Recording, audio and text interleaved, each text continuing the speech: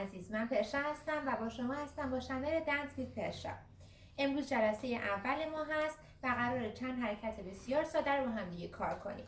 امیدوارم که خیلی از این جلسه لذت ببرید. یادتون نره که همیشه باید بعد از هر جلسه تمرین رو داشته باشید و بیشتر از این، مهمتر از این، یادتون نره که با سابسکرایب کردن ما رو حمایت کنید و از ویدیوهای جدید ما با خبر بشید. درس اول اینجوری شروع میکنیم که یکم حرکت‌های پایه‌ای‌تر کار میکنیم ولی یکم سخت‌تره. هرچی بیشتر پیش میریم آسان‌تر میشه و راحت‌تر.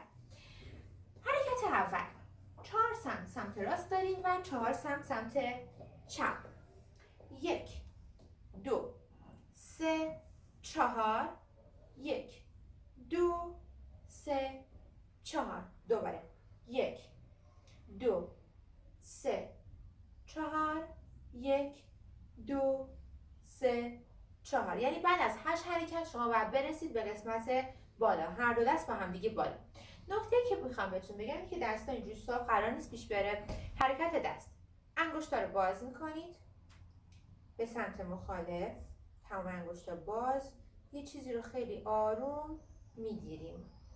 1 2 3.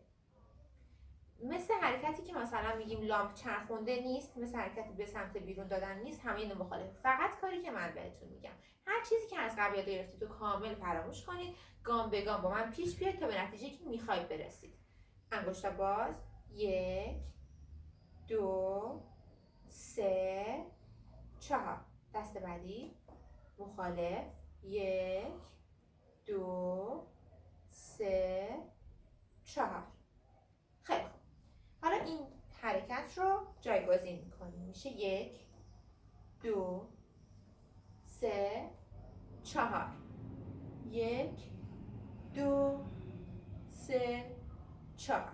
نکته، وقتی دست دوم قراره بیاد بالا، هر دو تا دست با هم حرکت میکنن، یعنی میشه 1 2 3 4.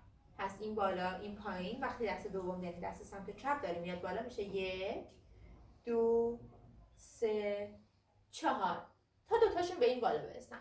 وقتی که رسیدن بالا، این دوتا قسمت دست به هم دیگه برخورد میکنه و یک گل تشکیل میده، یعنی شبیه گل، نکنم بگیم گله، شبیه گل. یعنی اینجا حرکت 8 به این حالت تبدیل میشه و قرار دو تا دایره درست کنیم. دو تا دایره با آرنج و شونه هست، یعنی نبینم مثلا اینجوری کنید، این دوتا دایره نیست.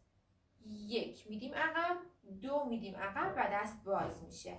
دوباره 1 2 3. 1 و 2 رو که میخوایم بریم با شونه و آرنج به سمت عقب میکشیم. میگم مثلا یک نفر داره هولتون میده به سمت عقب، میشه 1 2. دوباره 1 2. به سمت پایین میارید دستو و اینا به سمت عقب میرن، یعنی این بالا 1 2 باز. خیلی خوب. دوباره یک بار دیگه همه از اول میریم، میشه 1 2 3 4 1. دقت کنید تو دست با هم دیگه 2 3 4 وصل میشه. دو تا دایره ایجاد کن. واسه ایجاد کردن دایره ها دست اینجوری صاف نیست.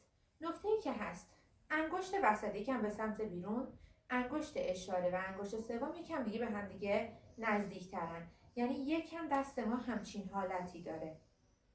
اگر سختتونه واسه اولش، فقط سعی کنید دستتون رو راحت نگه دارید، یعنی خشک نگهش ندارید، شل باشه، شل تکونش بدید.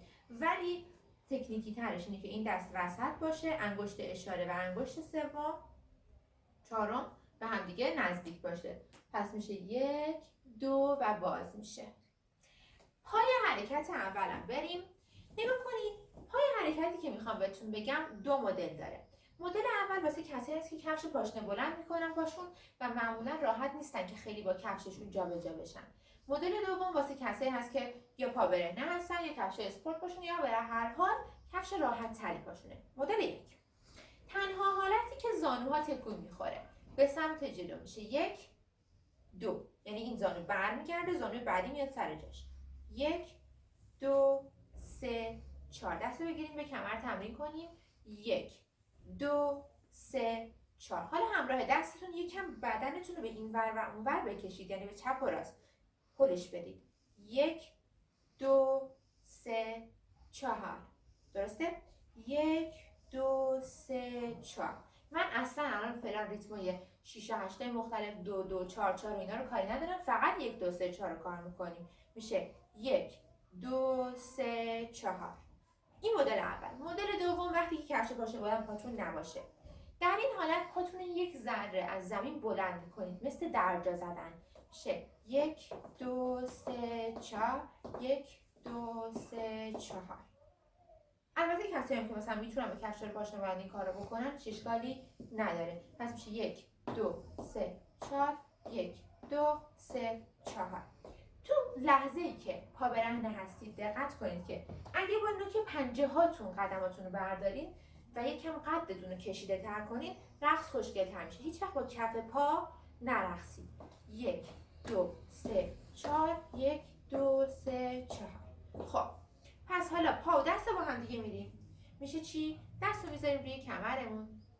نکته که خیلی مهمه و میخوام بهتون بگم، وقتی مثلا میخواید از اول رقص رو شروع کنید، سریع تا نشستید پا نشید بگید آره اومدم 1 2 3 4 1 2 3 4 شروع کردم. همیشه اول بلند میشیم، یکم فقط دست به کمر رو میدیم، یا مثلا دست به کمرت نیست یکم آزاده یکم شاله، فقط همین 1 2 3 4 ساده رو میریم، بعد شروع میکنیم به رقصیدن. پس داریم میریم، دست رو میگیریم، میگیم 1 2 3 4 1 2 3 4 دایره و باز.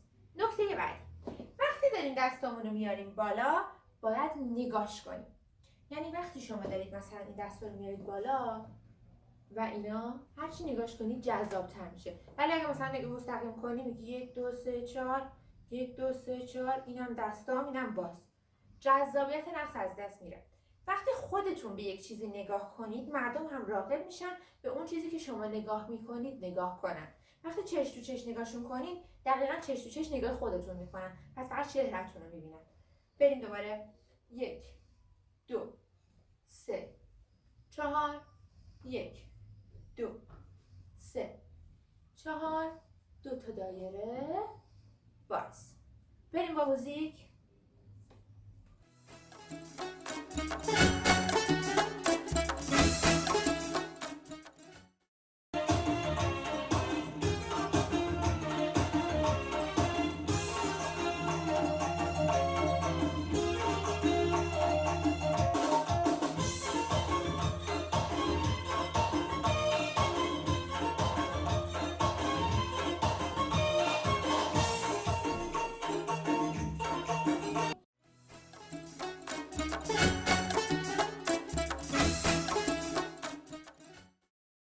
این حرکت رو که حرکت پایه هست با هر آهنگی که ریتم آرومی و ملایمی مثل این داشته باشه برقصید. ولی آهنگ‌های دیجی و جدید و پاپ و اینا رو داخلش قاطی نکنید. با هر آهنگی که با همچین ریتم ایرانی داشته باشه شما میتونید این حرکت رو برقصید. نکته‌های بعدی، این آهنگ ریتمش تک تک بود که تو قسمت قبلی بهتون گفتم، یعنی 1 2 3 4. آهنگای تندتر مثل بندریا یا آهنگایی که ریتمشون یکم تندتر باشه ریتمای متفاوتی دارن که من شما اونا رو همه رو کار میکنم. نکته هایی که اشتباه قرار انجام بدیم. 1. هیچ وقت دستتون رو جمع نکنید موقع بالا بردن، یعنی به جای 1 2 3 4 یعنی به جای 1 2 میگید 1 2 3 4. هر چقدر که توی رقص ایرانی مکان بیشتری بگیرید و جای بیشتری بگیرید، رقص شما بیشتر به چشم میاد. یعنی خودتون نگاه کنید، وقتی من میگم 1 2، وقتی میگم 1 2. نکته بعد، توی چرخوندن دستا فقط قسمت مچ و انگشتا تکون میخوره. قرار نیست از آرنج تکون بخوره، یعنی بشه 1 2 3. درسته؟ نکته بعدی، حتما نگاش کنید. نکته 4، وقتی میرسید بالا اینجوری با مچ بازی نکنید. گفتم بهتون از آرنج و شونه 1 2 و باز میشه. اگه این 4 نکته رو رعایت کنید قطعاً مثل من میتونید این حرکت اول رو برقصید. در آخر یادتون نره که قطعاً ما رو سابسکرایب کنید و با زدن دکمه زنگوله ما رو حمایت کنید و از ویدیوهای آخر ما با خبر باشید. خیلی خوشحال میشم تو ویدیوهای بعدی ببینمتون. خدافظ.